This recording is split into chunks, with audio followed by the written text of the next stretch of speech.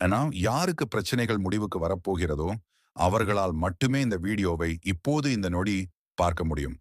உங்களுக்கு பெருமாளை பிடிக்கும் என்றால் ஒரு லைக் செய்து PK பக்தி தமிழ் சேனலை சப்ஸ்கிரைப் செய்து கொள்ளுங்கள்.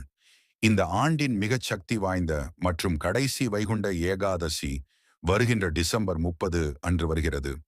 இது மார்கழி மாத வளர்பிறை ஏகாதசி ஆகும். வருடம் முழுவதும் வந்த 12 ஏகாதசிக்கு சமம் இந்த மார்கழி மாதம் வரும்.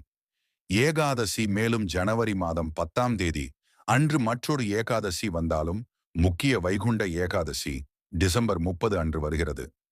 30 அன்று தொடங்கி சொர்க்க வாசல் திறப்பு.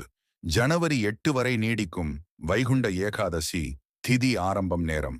டிசம்பர் 30ஆம் தேதி காலை 7:50 முதல் மறுநாள் பிற்பகல் வரை இருக்கும்.